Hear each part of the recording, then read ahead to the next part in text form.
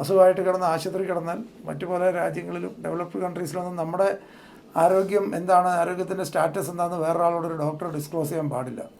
Completely പേഴ്സണലായിട്ടുള്ള കാര്യങ്ങളാണ്. Completely കോൺഫിഡൻഷ്യലായിട്ട് സൂക്ഷിച്ചില്ല ഡോക്ടർക്കെതിരെ നമുക്ക് suit file ചെയ്യാം. ഇവിടെ നേരെ തിരിച്ചാണ്. രോഗിയോട് മാത്രം പറയല്ല, നാട്ടുകാരോടാണ് ഡോക്ടർ വിശദീകരിക്കുന്നത്.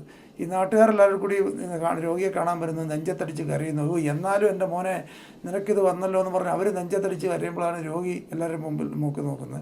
കാരണം നാട്ടുകാർ മുഴുവനും അറിഞ്ഞു കാരണം നമ്മുടെ ഹെൽത്തിൻ്റെ സ്റ്റാറ്റസ് എന്താണെന്നുള്ള കാര്യം. ഒരു ബാങ്കിലിരിക്കുന്ന ഒരാൾ നമ്മുടെ ബാങ്ക് ഡീറ്റെയിൽസ്, ബാങ്കിലെ ബാലൻസൊക്കെ പോയി വേറൊരാൾ പോയി ചോദിച്ചു കഴിഞ്ഞാൽ പറഞ്ഞു കൊടുക്കുന്നതിനേക്കാളും ഗുരുതരമായ കുറ്റമാണ് നമ്മുടെ ഒരു ആരോഗ്യത്തിനെക്കുറിച്ചോ ഹെൽത്തിനെക്കുറിച്ചും വേറൊരാളോട് ഡിസ്കസ്. അതിനൊന്നും യാതൊരു നിയന്ത്രണങ്ങളോ യാതൊരു സാധനങ്ങളോ ഇല്ല. അപ്പോൾ എപ്പോഴും നമ്മൾ അറിയേണ്ടത് നമ്മളെക്കുറിച്ച് നമ്മൾ കൃത്യമായ ബോധവാനായിരിക്കണം.